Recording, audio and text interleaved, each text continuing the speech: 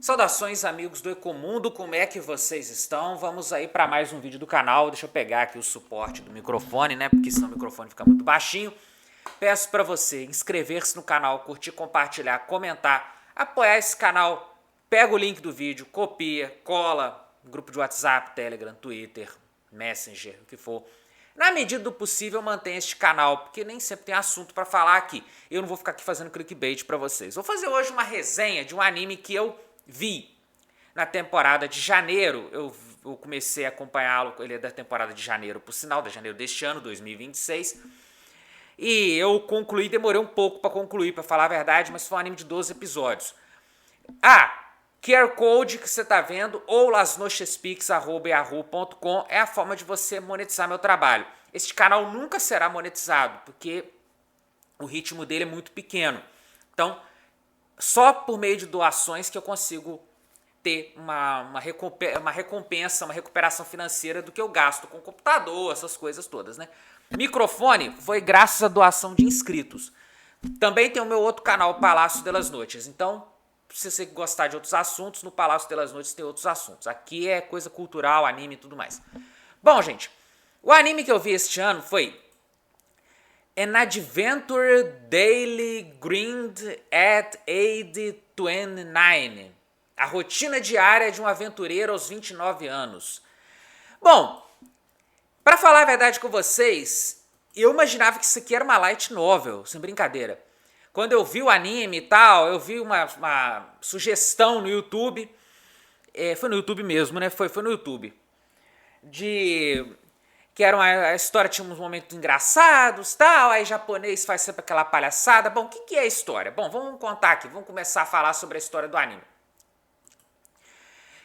O anime se baseia em Hajime Shinonome. Hajime Shinonome é um aventureiro de nível prata.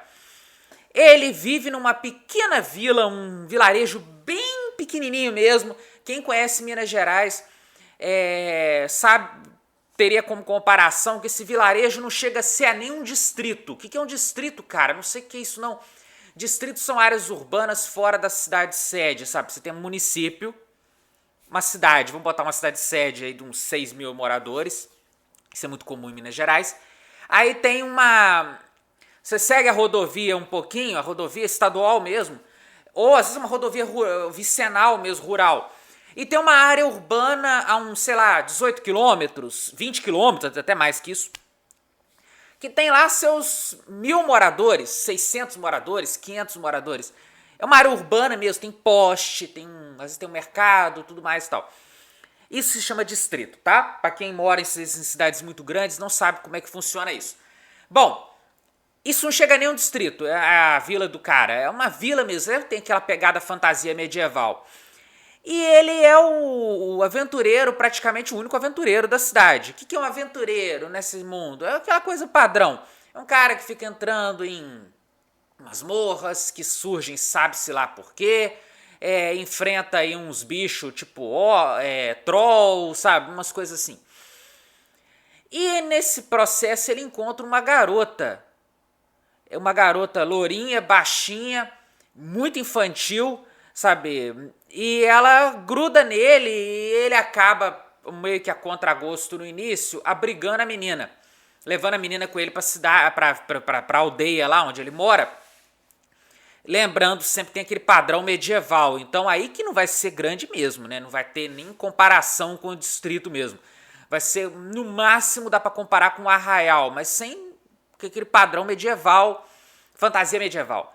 E ele abriga essa menina com ele e eles começam a aventurar juntos. Aí começa a ter toda uma rotina de aventuras. Ele é um cara que teve uma infância muito pobre, ele não é daquela aldeia, ele morava numa cidade maior que tinha algo parecido com uma favela.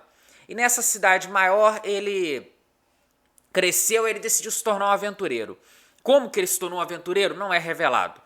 Ele tem umas pessoas que ele conheceu, inclusive nessa cidade maior aí, onde tinha algo como uma favela, ele era meio que uma criança de rua. E ele cometia até crimes, né, vamos dizer assim. E essas pessoas que ele conheceu, uma aparece, o outro só aparece só em flashback. E ele foi parar nessa vila, nessa aldeiazinha bem mais no interior, vamos dizer assim, uma área rural mesmo. Lá tem uma elfa, que é a responsável pela guilda dos aventureiros, mas, bom, ela é praticamente responsável só por ele mesmo, porque eu não vejo outro aventureiro na história, não aparece outro aventureiro na história. Bom, vamos falar aqui das características deste mundo. É um mundo que tem as raças antigas. O que são raças antigas? Seres humanoides de RPG. Anões, elfos,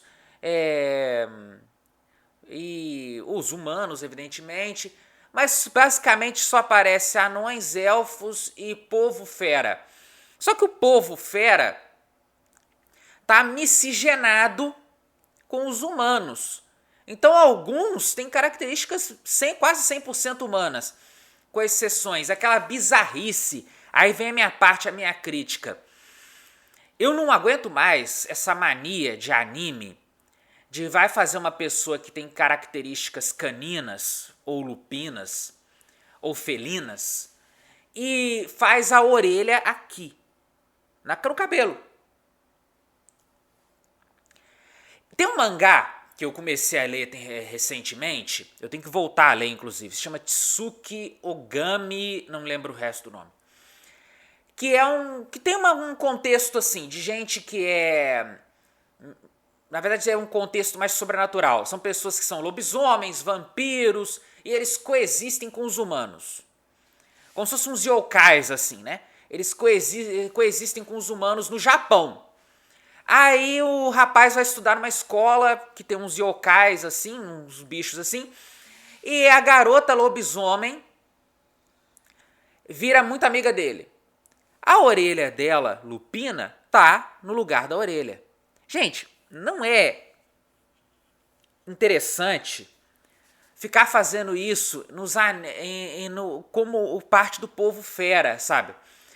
Quando você vai fazer um momento chibi, um momento assim, alívio cômico do anime, eu tô aqui fazendo uma crítica estética. Até vai você meter a orelha brotando no cabelo, igual a Mao Mao do Diário de uma Apotecária. Uma cena ou outra em anime quando a pessoa dá uma de gatuno, aí faz o cabelo virar a orelha de gato. Até vai. Agora, se você tem um povo fera, um povo que tem características animais, que as características animais apareçam quando eles estão na forma animal deles, né? Vamos dizer assim, né? Numa forma animal, normal, padrão. Que as características animais apareçam numa forma permanente do corpo que faça sentido. A orelha, se o cara tem a ver com lobo, que a orelha seja de lobo. Ele tem o formato do rosto que lembra um pouco um lobo também, ou o nariz, não sei. Não, fica aquela coisa, uma orelhinha aqui no meio do cabelo, só que a pessoa tem a orelha aqui. Então o cara tem duas orelhas. Sabe, isso é terrível para quem tem toque, ver uma porcaria dessa. Isso não é divertido, tá, japoneses? Isso não é divertido. Bom, tem isso no anime, tá? Muito por sinal. E tem outras raças antigas que são até raças demoníacas, na verdade, né? Súcubos. E adivinha, a menina é uma súcubo, né? A menina tem características de súcubo. As raças antigas, algumas delas estão miscigenadas entre as pessoas também. Inclusive rola um troço muito bizarro, que eles fazem amizade com a menina que é anã. Anã no sentido do RPG, tá, o YouTube? Eu não tô debochando de pessoas pequenas, tá bom? Só que o avô dela, que também é um dos anões, ele tem 2 metros de altura. Não faz sentido isso. Ele tá mais pra orc do que anão. Mas ele é um anão na história. Eles têm características de anões. Eles são ferreiros, tal. Tá, orc também é ferreiro, mas geralmente orc tem uma cara mais animalesca, então eles não são orcs, isso é evidente que não. Não trocaram a legenda, entendeu? Eles são anões mesmo. Ficou muito bizarro isso, sabe? Os anões tão grandes assim.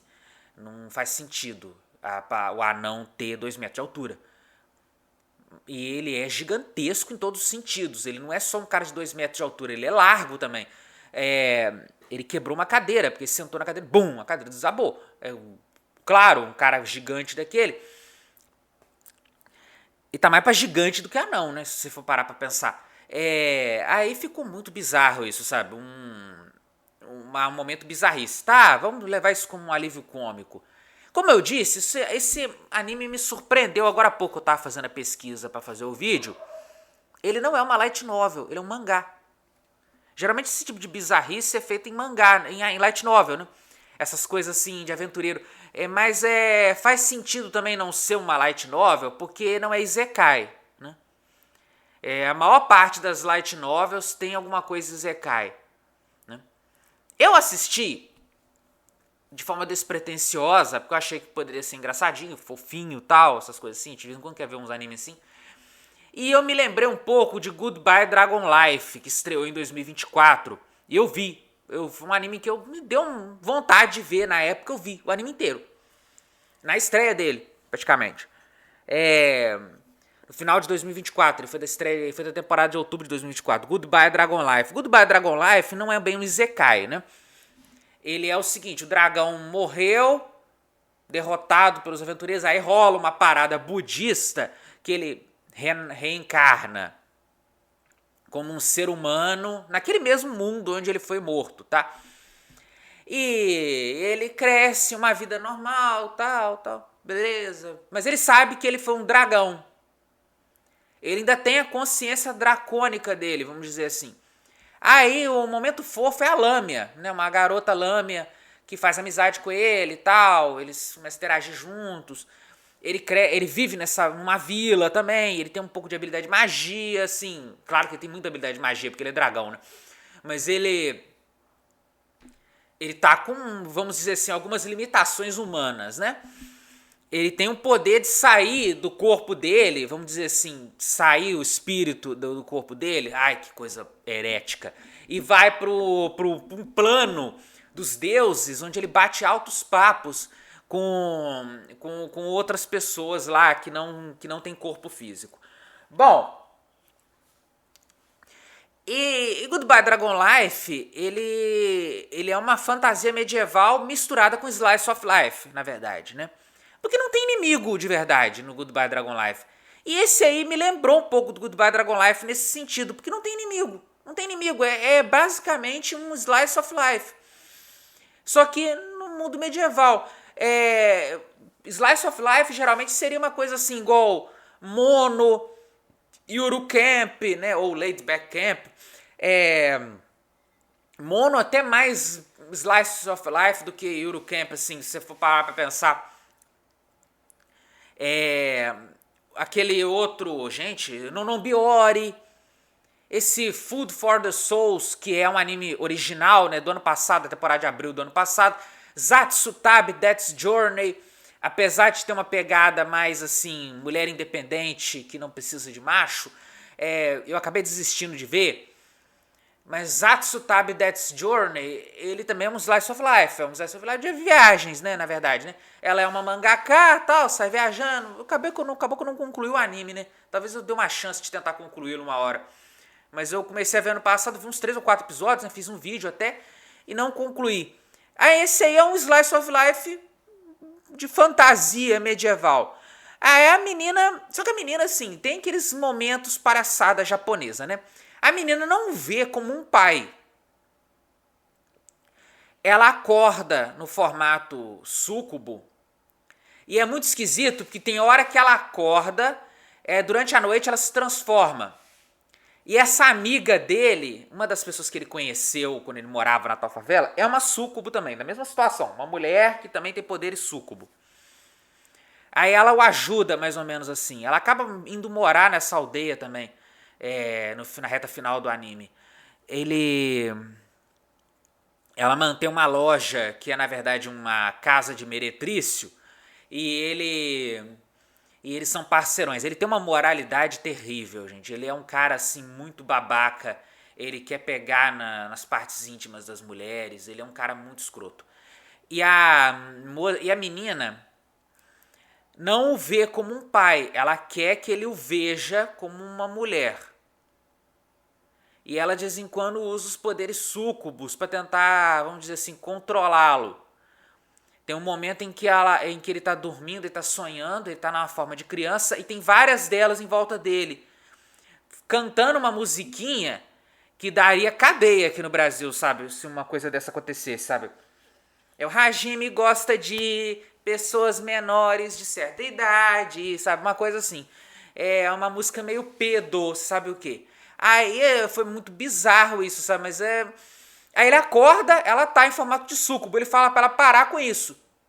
Porque ela tem ciúme das mulheres com que ele interage. Sendo que ele é um puta cara escroto, sabe? E é pobre também, né? Se bem que ali não é um mundo de fantasia medieval, não vai ter aquela exigência do cara ter um carrinho, né?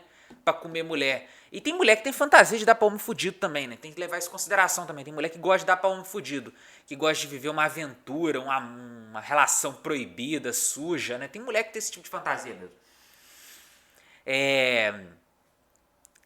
Então fica assim, uma coisa muito esquisita, sabe? O cara. O que eu achei mais bizarro é que de vez em quando ela consegue tá na forma de criança de um final de madrugada, início da manhã.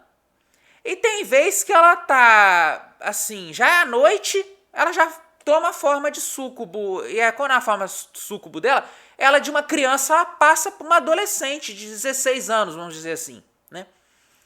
Já assim, bem perto de se tornar uma adulta. Aí ela volta ao normal.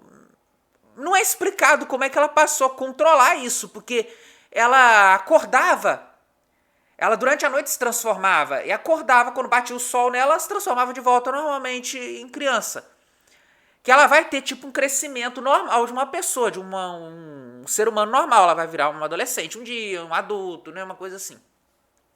Me surpreendeu esse troço ter 22 volumes, gente. Eu tô vendo aqui na Wikipédia de língua inglesa, o negócio tem 22 volumes. Sabe? É assim, bizarro. E tá na editora Kodansha. Tá na Kodansha. Na revista Besatsu Shonen Magazine. É uma revista mensal de mangá shonen publicada pela Kodansha. A revista foi lançada em setembro de 2009 como um spin-off de outra revista da Kodansha, o Weekly Shonen Magazine. O Weekly Shonen Magazine é onde sai o Gashakuta, né? Aí a Besatsu Shonen seria, vamos dizer assim, para os mangás shonens mensais. Sabe? Não tem história para isso tudo. Deve ser pura enrolação o restante, né? Hajime Shinonome e Hirui. A menina se chama Hirui.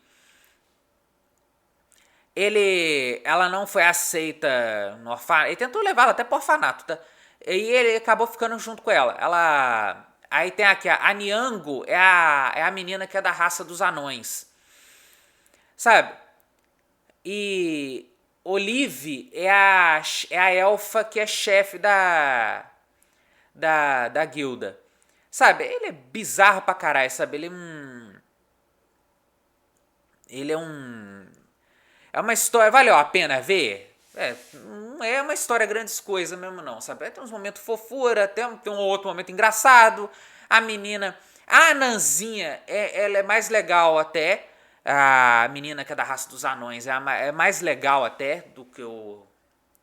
Depois aparece um cara que é uma galinha, um galo, né, na verdade, né? E a menina dele tem características humanas, mas em vez de cabelo, tem penas de galinha poedeira, sabe? É um negócio assim muito estranho, sabe? Eu fico pensando, japoneses têm uma criatividade muito esquisita, gente. Japoneses, eu acho que eles dão à luz a muita criatividade bizarra. E umas histórias que não levam a lugar nenhum, né? Aí você para pra pensar, é uma indústria mesmo de sugar o japonês médio, né?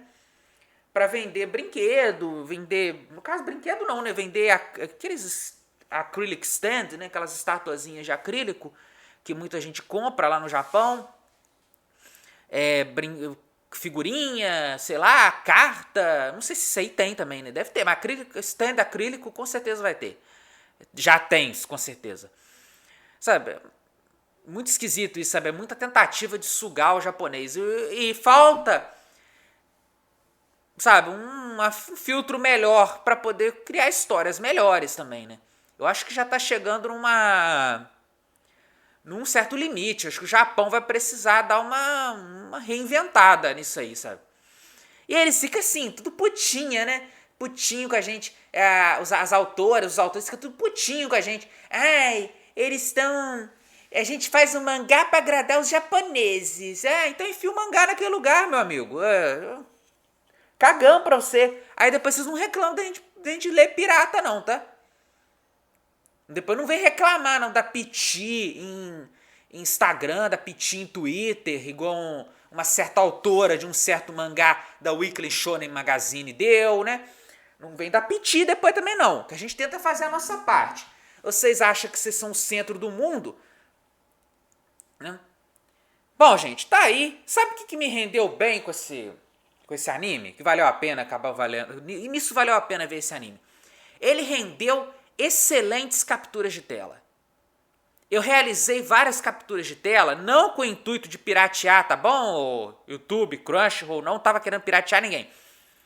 Pra fazer thumbnails, sabe? Artes das minhas thumbnails. Me rendeu excelentes imagens, aqueles animes icon, sabe? Eu pego na internet, capturo tela também, quando possível. E eu faço uma edição pra usar nas thumbnails. Ele rendeu ótimas thumbnails, sabe? A Hirui é bastante expressiva, por ela ficar irritada, ela ter ciúmes dele, que é bastante questionável isso, né? Ela ser uma criança e ter ciúmes de um homem adulto, mas ela ter ciúmes dele como se ele fosse quase que o marido dela, ela tem umas cenas muito engraçadas, assim, de expressão facial, pelo menos. Bom, gente, tá aí minha resenha sobre esse anime. Foi um anime da temporada de janeiro.